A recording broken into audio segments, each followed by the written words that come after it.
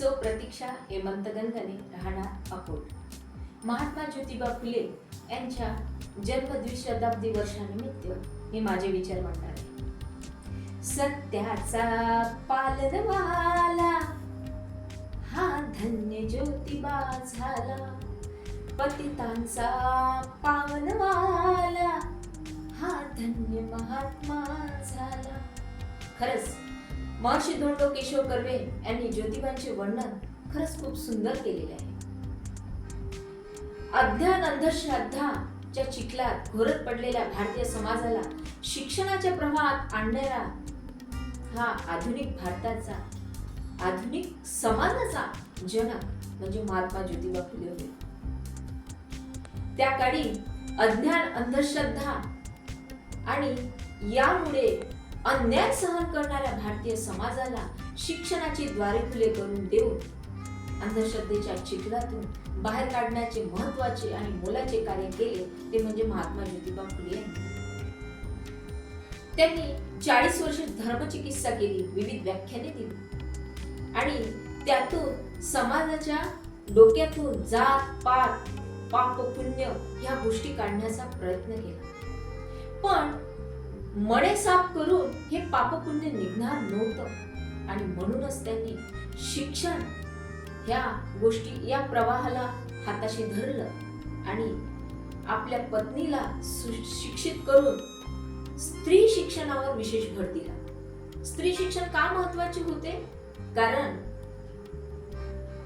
बाकी इतर देशामध्ये जेव्हा प्रगती होत होती तेव्हा आपल्या भारतामध्ये स्त्रीला तुच्छतेची वागणूक देऊन आणि जातीपातीमध्ये लगडलेल्या लोकांना, शूद्र समजवून त्यांना अशिक्षित ठेवून त्यांच्यावर अंधश्रद्धेचा पगडा टाकून पापा पुण्याचे खोटे खेळ खेळले जात होते. आणि हीच गोष्ट जेव्हा बुद्धी प्रामाण्यवादी असलेल्या धर्मशास्त्राचा अतिशय खोलवर अभ्यास केलेल्या आणि इहवादी दृष्टिकोन असलेल्या या त्रिसूत्रीवर विचार करणाऱ्या ज्योतिबांना खटकली आणि म्हणूनच त्यांनी स्त्री शिक्षण केले. आणि स्त्रियांना शिक्षण देऊन त्यांनी समाजाला शिक्षित करताना हे सांगितले की आपला निर्माता म्हणजे निर्मिक. मग त्याच्यासोबत आपल्याला नातं जोडताना मध्यस्थांची काय बरं गरज? सर्व व्याप्त जगतपती त्यासी नको मध्यस्थी. मग ही मध्यस्थी जर आपल्याला गरजच नाही तर मग पूजा पाठ अर्चना ही कशासाठी?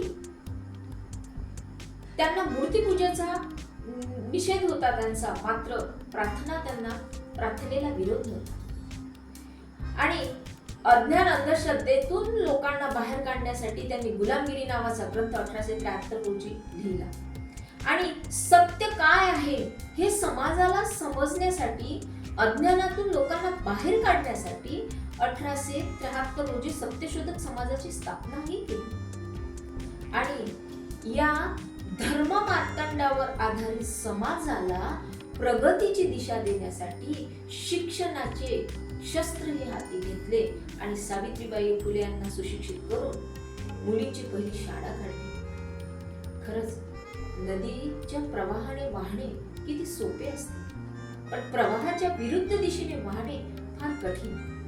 आणि त्या काळी प्रवाहाच्या विरुद्ध दिशेने वाहून समाज प्रबोधनाचे मोलाचे कार्य कोण केले असेल तर ते महात्मा ज्योतिबा फुले यांनी केले.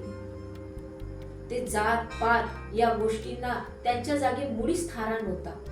त्यांचं म्हणणं होतं की आपण सारी देवाची लेकरं, मग तिथे ही जात पात, शूद्र, नीचता, उच्चता कशासाठी?